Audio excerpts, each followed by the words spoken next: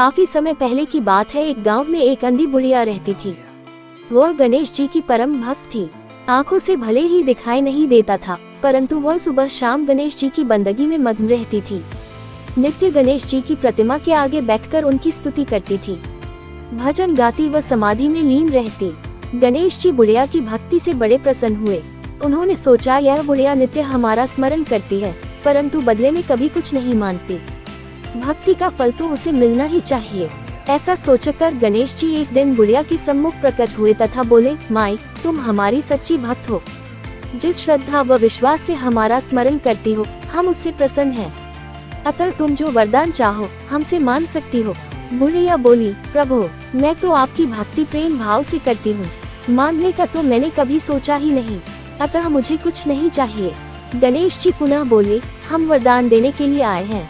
बुढ़िया बोली, हे सर्वेश्वर, मुझे मांगना तो नहीं आता। अगर आप कहें तो मैं कल मांग लूंगी। तब तक मैं अपने बेटे व बहू से भी सलाह मशवरा कर लूंगी। गणेश जी कल आने का वादा करके वापस लौट गए। बुढ़िया का एक पुत्र व बहू थे। बुढ़िया ने सारी बात उन्हें बताकर सलाह मांगी। बेटा बोला, माँ, तुम गणेश जी से ढेर सारा पैसा मांग लो, हमारी गरीबी दूर हो जाएगी, सब सुख चैन से रहेंगे। बुढ़िया की बहू बोली, नहीं, आप एक सुंदर पोते का वरदान मांगे।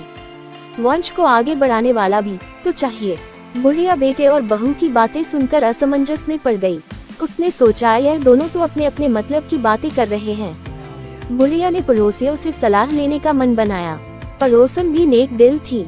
उसने बुढ़िया को समझाया कि तुम्हारी सारी जिंदगी दुखों में कटी है, अब जो थोड़ा जीवन बचा है वह तो सुख से व्यतीत हो जाए। धन अथवा पोते का तुम क्या करोगी? अगर तुम्हारी आंखें ही नहीं हैं, तो यह संसारिक वस्तुएं तुम्हारे लिए व्यर्थ हैं। अतः तुम अपने लिए दोनों आंखें मांग लो।